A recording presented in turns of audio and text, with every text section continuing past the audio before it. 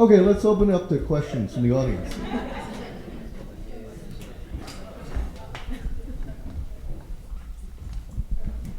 Hey y'all. I think so. This question is kind of stemming from something that Shava said.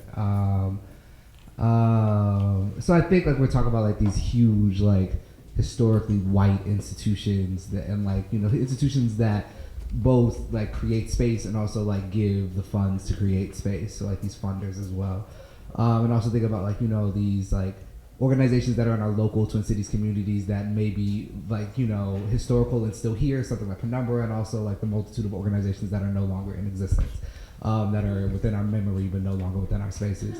And I'm wondering, like, do you have any like personal experiences, models, or thoughts about non-white interracial collaboration with folks in Twin Cities? Because sometimes I feel like we're really good at like creating the black thing, or like even when I was growing up, I remember like the ICE open mics going down on the east side, but yet nobody having an idea of what was going on over there except for like maybe the one time folks were like invited into that. And it was a strong, vibrant community for young Asian, particularly like Hmong folks at the time, and like but I think those are spaces that often dwindle, and I'm wondering if it's because we don't have enough of this going on in between us. Yeah, this is my friend. Sorry, bro. But like about interracial but non-white collaborations in Twin Cities, and like what I don't. Next, I'm trying to find the true question in that, but like I don't know. Have y'all have experience with that? Is that the key to the uprising and taking down shit? Because we do got to uprise, and yeah, I think that's the question.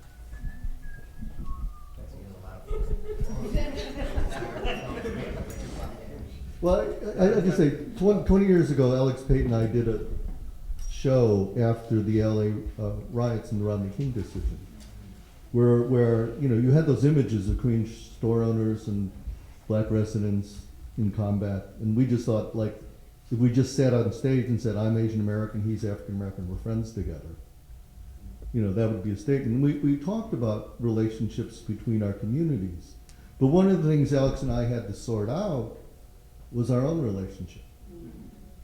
And we went through stuff where we argued about stuff which was somewhat personal, like personal styles, but it was also stuff like I would show up earlier, and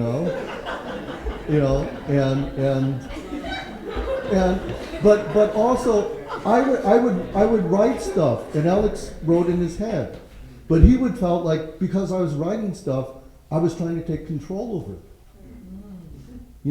And I remember we had this argument outside our producer's apartment in January in Minneapolis. You know what the weather is. For like a half an hour, we were arguing with each other. And finally I said, I just need to know that you care about me. And Alex went, man, I wouldn't be sitting out here in the cold arguing with you for half an hour if I didn't care about you. And so, but we had to, and we saw other people trying to do cross, racial and ethnic stuff, and they hadn't dumped all their shit out on the table and dealt with it between each other, and you could tell from the work. I think that was really well said. I mean, the short answer to your specific yes, I've definitely seen stuff like that, and I mean, and there's also a lot of opportunities. Like the Minnesota State Arts Board, specifically every year they put out a grant. I think it's a cross-cultural community collaboration grant that really emphasizes that work. I've been a recipient of that, and so have other folks. But so the work does happen often, but I think what you're saying is the real work, and where the juicy stuff really comes from is like, again, that work of really building community, and then like sort of respecting differences and cultural practices and things like that. You know what I mean? Because I think about another mentor that I have in this community who's like hella extemporaneous. Like everything is off the dome, and like I'm gonna remix this thing every time. Or this thing coming into classrooms, like a thing. Well, what can you send us the lesson plan and the curriculum right away? Where there are a lot of teaching artists who come from different backgrounds who are like, no. Can I meet the young people first? Mm-hmm. Can I know what they want to get from me first? Like, I'm not sending you the joint before I, like, that's not fair to the students that I'm working with. But that's not how this system works. You know what I mean? So like, we have to restructure everything and make some time to have some heart time. Hey y'all, I have two questions. Actually, so the first question is going to MCAD and running the Black Artist Student Union there, and it's been brought to my attention that a lot of people, going off of what Shava said earlier, feel like they can't be a part of the group because they're white students. Because I don't know if anyone knows about MCAD, but MCAD has like a very high rate of nothing but white students, and then like 45 Asians, Hispanics, and everybody else. That's literally what MCAD is. And so a lot of people just feel like, well, I can't be a part of that, or I can't go to that because, well, I'm not black. And it's really it's irritating for me, because being like a really loud voice or whatever at MCAD and always yelling that I'm black, just to remind them sometimes. But so my first question to sum all that up would basically be like how to sustain and deal with that, because how to sustain and deal with that, first question. And then the second question would be, going off the Walker, there was this opportunity to work with the Walker, and I felt some type of way after last summer. The directors, Olga and all of them, those people, did this private discussion for Radical Presence.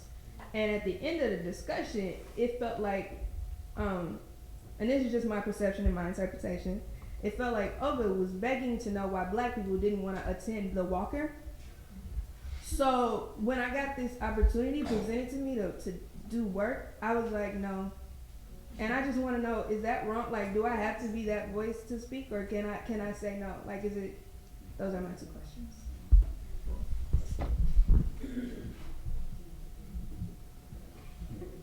I mean, first you can always say no. Hashtag consent culture, guys. You can always say no to anything.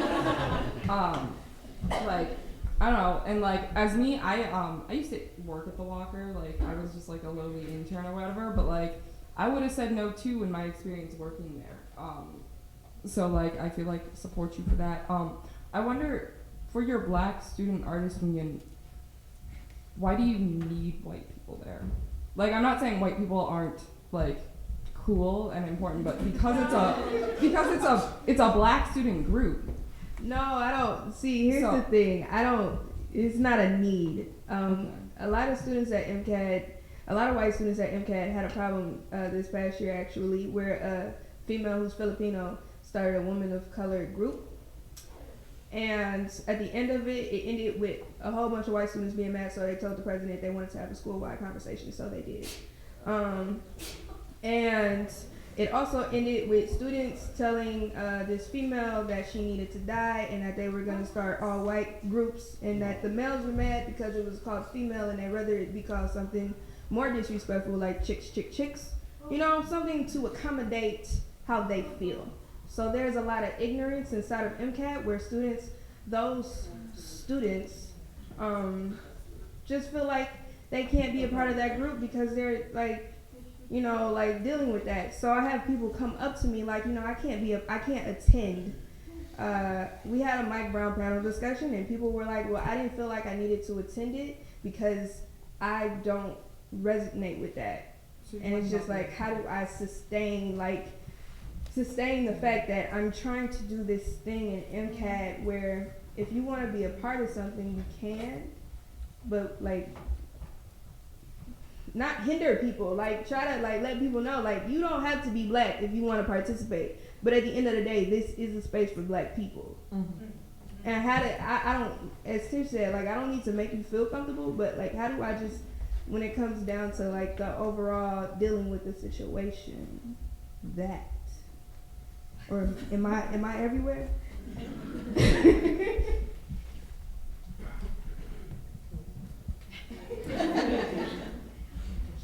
We're talking about choices earlier, you know, and prioritizing and really figuring out what you're. It's weird too, man, because in the last year I feel like the word pedagogy has been thrown around a lot, and it's becoming like just this super sexy thing that if you know it, you're hot. But it's also really good practice to figure out your pedagogy, and to figure out, you know, what your philosophical practices are. What are the philosophical underpinnings to how you're doing your thing? What is the purpose of the organization? Figure that out, and then like just make it really clear for yourself and for the health of the folks in the space. Is this a black centric space, like a diasporic black centric space? Is it a United States, like U.S. continental black centric space, or is it an all inclusive? We are in support of diasporic black, continental blackness space, and then from there, like the policy is the policy. I'm like real, you know, I'm that person though. I'm like, that's me. Because, you know, because it's not, you can't be, you're saying you're an MCAS student. You can't be accountable to everybody's feelings who are going to get hurt behind something. You just need to be accountable to what you're trying to build there, and to the folks who are in that process with you, and keep it pushing. And then in the future, it'll take on new iterations, but that's how these things go. That's your job. Any other questions?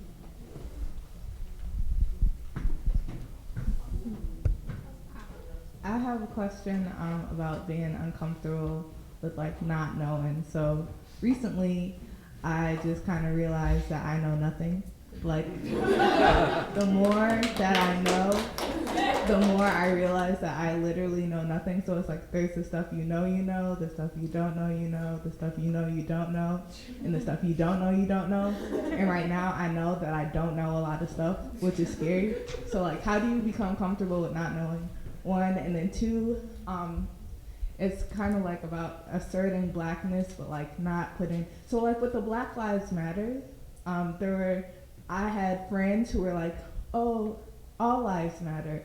Oh. And it's asserting blackness and you know, being, you know, doing that, but like still not doing it. I don't know. How do, I don't know, I didn't have the words to, just how? I mean, I think it's kind of beautiful in telling how many conversation points come back to the idea of like building relationships. Because I mean, I've been in that space very much too, where like, oh, I have no idea what I'm talking about and what I'm doing, and yet people still ask me to talk about stuff. And I think the way that, I mean, you never deal with it, you never get over it, but the way that I've tried to process it is very much through relationships and being able to surround myself with people who I know will push back, who I know will challenge me, but not at their expense, but just do it because they're my friends. They're the people I love, like in real life. And I think that, again, it doesn't necessarily answer the question. I think a huge piece of it is those relationships. I would say to the question of not knowing, like, constantly curious. You know, I'm constantly curious. I got lots of questions, you know. And I think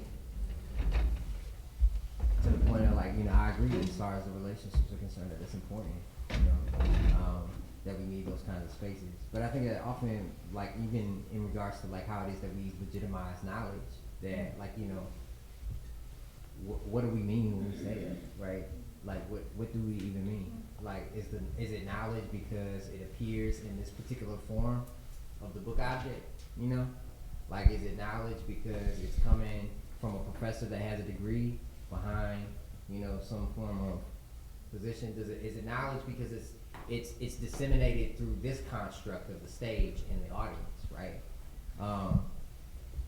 Like I got questions about that, right? To the point of like Black Lives Matter, like I think that when people assert all lives matter, that it's centering whiteness. Mm-hmm. But like in terms of folks that utilize the terminology of Black Lives Matter, I also have questions about how some folks I don't think like, you know, really cite the folk that, you know, got the shit popping, right? Mm-hmm. You know, as far as like two of them being black queer women, right? You know, and some of the shit that I hear in regards to Black Lives Matter centering particularly on black cis men, right? And that's like problematic. But then when we talk about the question of extrajudicial killings, I think that the larger question then becomes that if we're going to talk about the question or the issue of extrajudicial killings as a phenomenon that is happening in society, you know, that to me that is a larger question than just something relating to black people, because that's happening to more than just black people, right? So then if we are to engage that issue, I think that Black Lives Matter is an important iteration of something happening to engage that, but it cannot be everything that encompasses how we deal with that, you know? So just to be clear in regards to how I think through like how we talk about that. And that goes back to the question of intersectionality, coalitional politics, that we have to have more nuanced politics, you know, and language. But Also, really quick, I think that's a really good case study too. So, like, Black Lives Matter in the contemporary, like, manifestation of it, like, literally, like, right now, and the hyperlocal manifestation of it is, like, paired with this question about knowing and not knowing. It's really, really important to think about, like, specifically for the young people in the audience, doing the knowledge, right? So, Black Lives Matter as a hashtag is sexy, but there's so much behind that. Like, you know, hate me if you want to, but die-ins were sexy.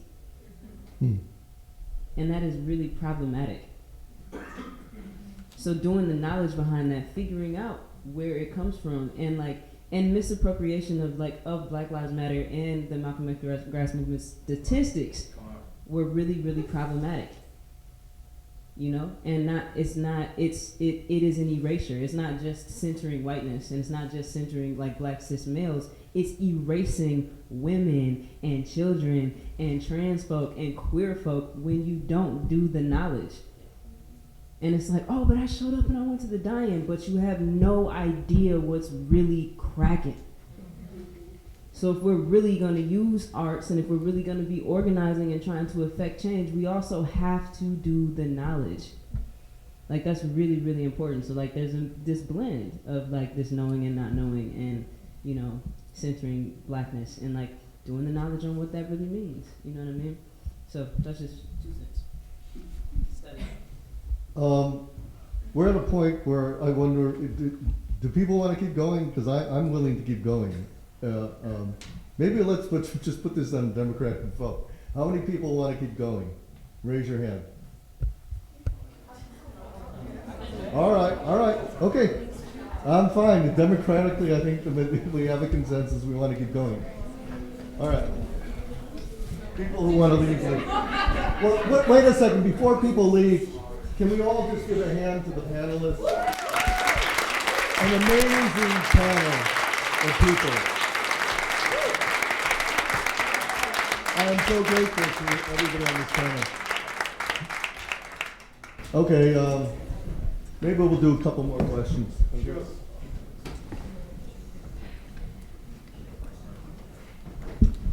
Word. Cool. I just got a couple questions. So I like to think that I'm curious as well.